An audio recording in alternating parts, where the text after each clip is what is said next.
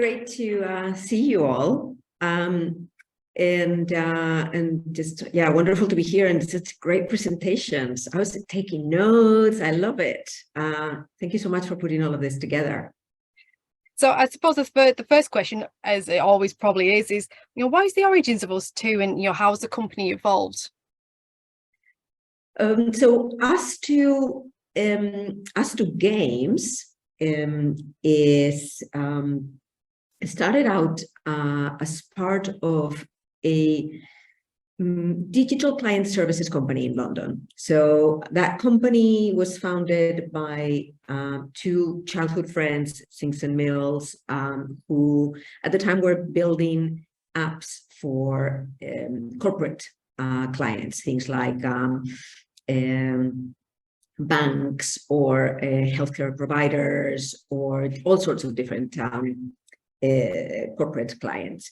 And within that, they wanted to experiment with games, and they did. So they started to put together a small games team. They brought some games professionals into the company and started making some mobile games. And this is maybe like 2012 or something like that. They launched a couple of games and then eventually launched Monument Valley. And it was on the back of the Monument Valley success that a games company was founded. So do you want me to give you a little bit of overview about who we are right now? Yeah, and what we do? Well, let me then share a screen. There we are.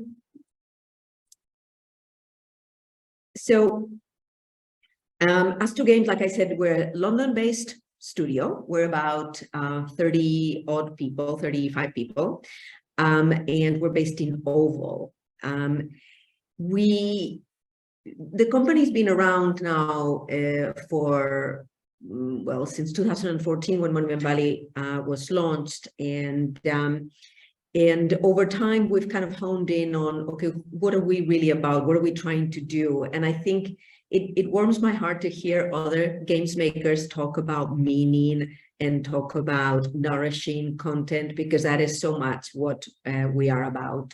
And when we try to distill it down to what our mission is, the way we talk about it is that we exist to bring what is meaningful about games to everyone. And what we mean by that is, if you work in games and you play games, you know that games are much more than just entertainment. That games at their best can teach you lessons, can teach you like life lessons. They can make you feel powerful. They can help you make friends and learn about the world. And but these like peak experiences of games are very often hidden behind layers of like, do you have 600 hours to spend on an MMO, or 60 hours to spend on an RPG, or hundreds of pounds to spend on hardware? So a lot of how we think about is, what are these core peak experiences of gaming that create these moments that you remember forever? What would it take to remove the layers so that you can get to that, so that everybody can get to that? And that means putting it on a mobile. Like, what is it like to have that feeling of freedom that you have when you go into an open world RPG and you climb to the top of a mountain and suddenly you see all of that space opening up in front of you, and you feel like so much to explore and the freedom to go in any direction, and you feel powerful. But what would it take for a 5-year-old to feel that way playing on a mobile phone? And I think that's a little bit of what we were trying to do with one of our recent games, Alba. So find these meaningful moments and experiences and try to make them really accessible for everyone. So a lot of how we think about it is we want to make games that are approachable, that pack an emotional punch, connect with something that's universal about the human experience, and at the same time they're enjoyed by tens of millions of players. So probably our most famous game is Monument Valley 1 and 2. Monument Valley 1 came out in 2014 and Monument Valley 2 in 2017. Between the two of them, we've done over 100 million installs worldwide. A huge part of that is in China and through free-to-start versions, and through some of the great partnerships that we've had in China. And we won a whole bunch of awards for them: Apple Game of the Year, BAFTA Best British Game. We followed that with Assemble with Care, which came out on Apple Arcade, and it's a game about giving the objects in your life and the people in your life a second chance. So you repair objects, you repair relationships, and it came out also on PC, and it was the first time that we launched a PC game. And it's overwhelmingly positive on Steam right now, and it was also nominated for BAFTA Best Mobile Game of 2020. And then after that, we did Alba, a wildlife adventure, which is the game that I was talking about. It's the first time that we did an open world game, and it was the first, and it's a story about environmental activism. You play as a little girl visiting her grandparents for the summer, and we set up a campaign to plant a tree for every copy of the game downloaded. So we've done well over 1 million trees right now. And it also won a Best Apple Arcade Game of 2020 and Apple Design Award, and the Best Mobile Game at the TIGA Awards this last year. So many awards and many recognitions, and the most importantly, players love it, as we see through kind of our Steam and App Store. It was also it also came out on console, and it was the first time that we brought our games to console. And then our most recent game is Desta, The Memories Between. Desta is the story of a young person coming home after having left relationships, maybe not in the best of ways, and trying to understand how to fix those relationships, or how to see the both sides of what's going on there, by playing a ball game in their dreams. So it came out a few months ago, and it's coming out on PC and console next. And it's just been nominated for Outstanding Mobile Game at the GLAD Awards, that recognize content, TV and film, and also games that support the LGBTQ+ community. So we are super honored to be part of that short list. And it was also recognized recently at the New York Critics Awards. So, you know, we're really looking forward to bringing this to a broader audience, and it'll be the first time that we self-publish on console. So also just a new thing for us to do as well. So that's about us, a little bit about what we've done so far. Thank you so much for just sort of like bringing us all up to date of like your journey, because I'm sure a lot of us know about Monument Valley, and maybe sort of a lot of us has also followed your journey along, but it's always good to have a recap. And I suppose a little bit with that, and it's something I picked up with Tristan as well, is do you think the rise of like cozy games, have you found yourself, you've been brought into that narrative, brought into the cozy game, wholesome game world? And, you know, has that changed how people may see some mobile games? I love the rise of cozy games and wholesome games. And it's true, it gets brought up frequently. And I think games that are nourishing is a really great way to look at it. I wrote that down when Tristan mentioned it, because I think that's definitely a great way to look at it for us, because we think about meaningful. We maybe cozy and wholesome is the path that we follow towards meaningful, but ultimately we want to leave our players perhaps having reflected on something, having thought about how does this affect, like how does this connect with my life? In the case of Alba, oh, so there's some, this is some ways in which I could engage environmentally and be more active in my own community. Or in the case of Desta, this is ways in which I can think about some of the relationships in my life. Or so, for example, with Assemble with Care, we wanted to reflect on the idea of giving objects a second chance, repairing objects. And so when somebody at the end of the day writes a review and says, I'm fixing a telephone, why am I crying? That's the sign that, like, okay, we've hit the point. So that's that. We love that, definitely that focus on cozy and wholesomeness.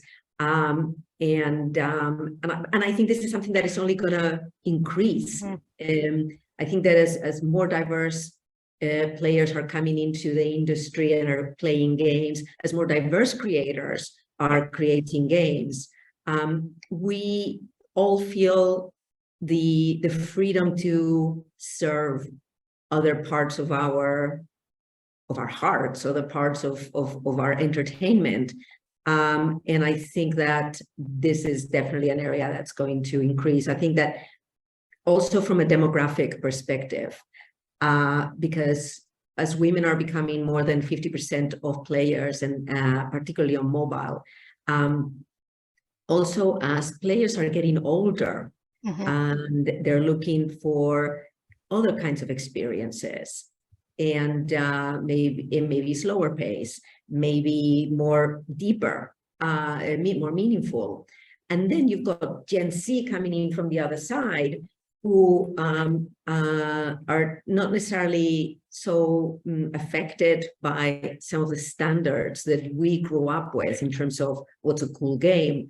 So I think that you're having this like triple squeeze, that means that cozy games are just going to become a very big part of the mainstream. Yeah, definitely. I mean, you could definitely see that over the past few years. And also the term casual doesn't seem so much of a dirty word as maybe 5-7 years back. Yeah, and I think casual is always been confusing. It's like, what do you mean casual if some people are playing games for hours and in a very dedicated way? What's casual about this? And I think people rejected it a little bit, but I think that that casual is definitely something to be embraced. Brilliant. And so thinking about the mobile space currently, what would you say are the challenges and opportunities coming up? So from a challenges perspective, mobile is going through definitely the post kind of ATT sort of adaptation phase of trying to figure out how do you acquire and retain and monetize players. So that's definitely been the biggest, I would say, shock to the system in the last year and a half. And you can see that even though people are downloading games more than ever, they're also spending a little bit less than they were before on mobile games. And so I think those two things definitely are connected. They don't affect us at ustwo Games so much because a lot of our games are mainly premium or in subscriptions. But that's at a higher level, definitely the biggest change and challenge, how evolving the free-to-play business model. The other thing I think for players, for game makers more like us, is really about distribution and discoverability, finding a route for players to find us, and which is kind of related to the privacy changes, but it's also a case of just the proliferation of the number of games, how expensive it is to get your game in front of an audience, and I think the way that we've adapted to that over the last few years has been through being part of subscription subscription services. So we put 2 games out, Assemble with Care and Alba on Apple Arcade. And we also put Monument Valley 1 and 2, we brought them to Arcade, and we brought them to the Google Play subscription service. And then we did Desta on Netflix Games. So we've had a few of our games being released first on mobile subscriptions. And I think that that's been a really great change and a really great route to market for people that make games like ours. And that doesn't mean it's not without its challenges, because obviously by being part of a subscription, you lose that direct access to the player that you have when you are on the App Store. And that means perhaps less access to data, less freedom in how to operate your game or how to update it. So those are things that are hopefully will be addressed by these services as they evolve in the future. Sort of linking a little bit to that, how do you think games for mobile will evolve? We've seen like AR has kind of came with like Pokemon Go, and that was like the new thing for a while. I mean, that's still carrying on, but do you think it will change in some way, or if it will change at all? I mean, I think there's one true thing about the games industry is that it will change. It always changes. Nothing ever stays the same for very long, and I think that's why we love it, right? I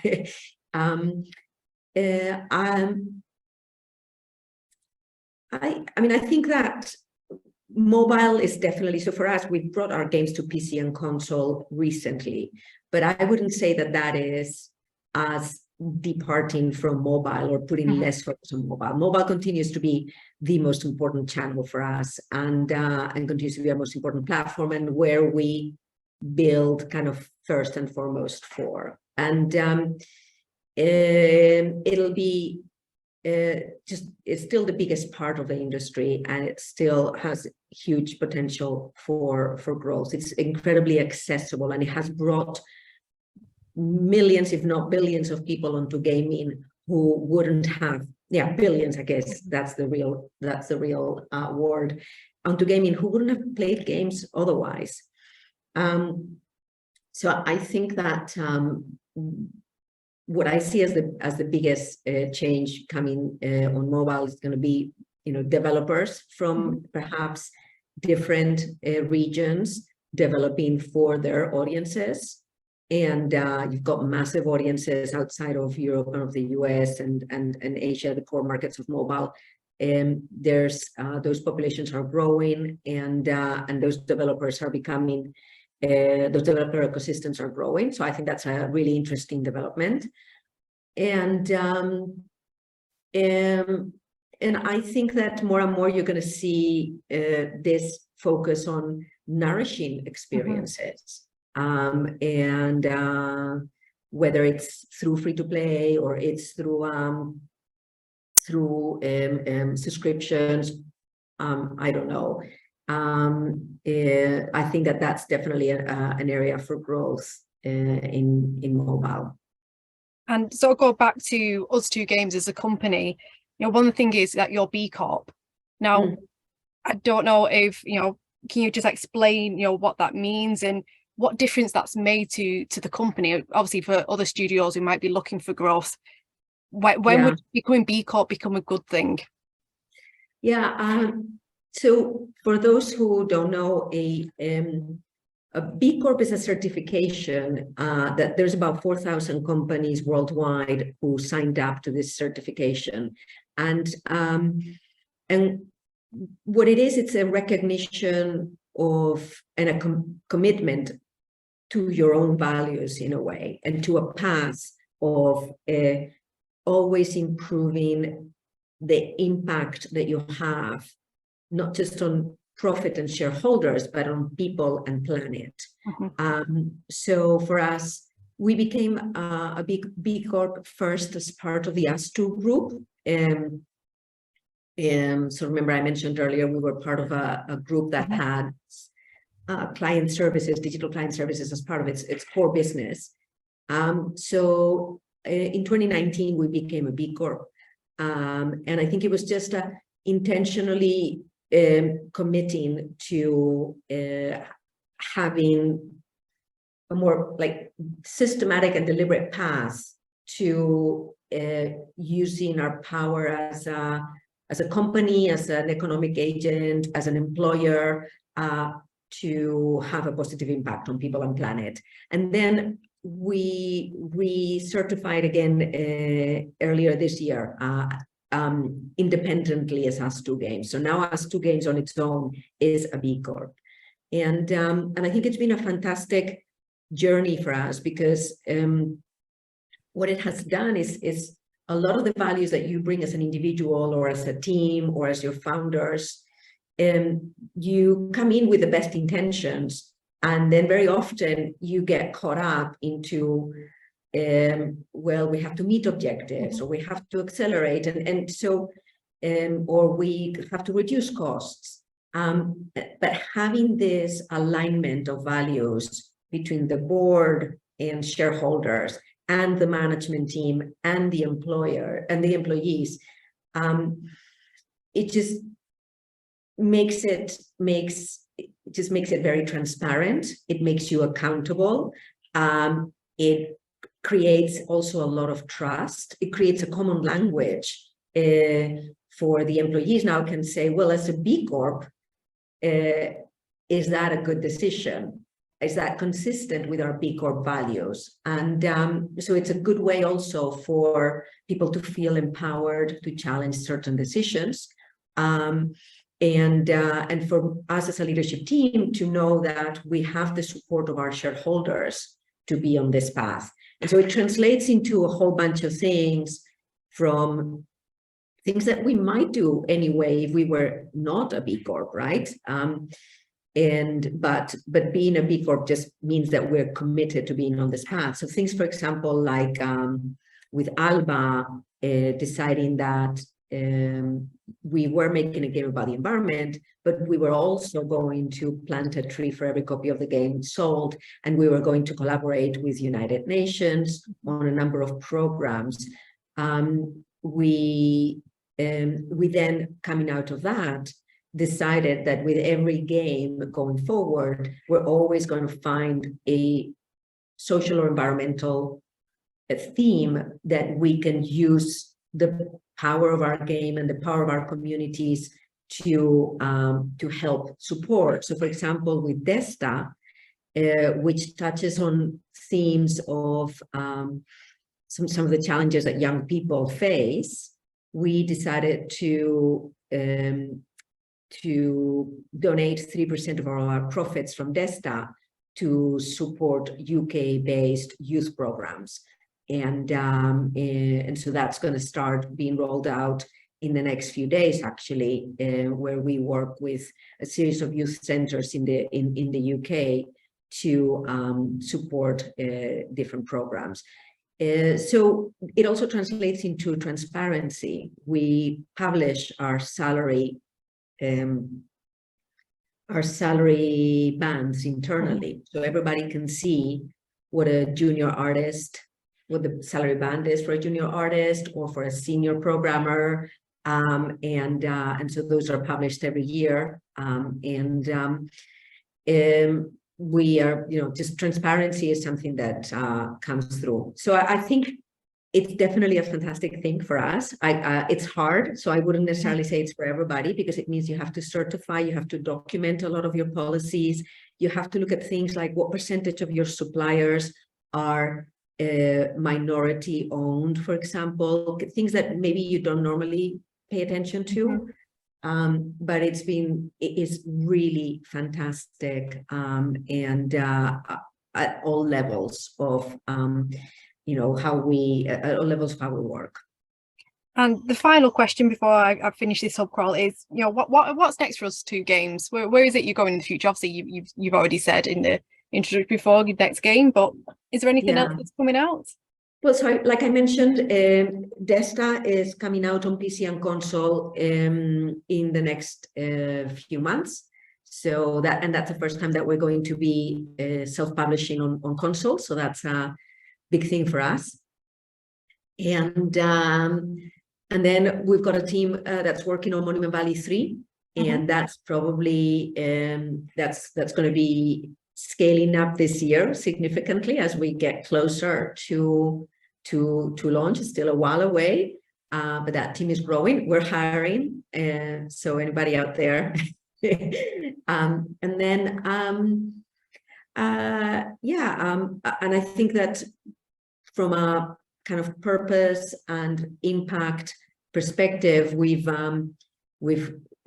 started working more closely with Women in Games and with Into Games to support access to the industry for people from underrepresented groups, and with Playing for the Planet. So I think this year we're going to also make sure that we are making the most out of these partnerships and really putting our weight behind them.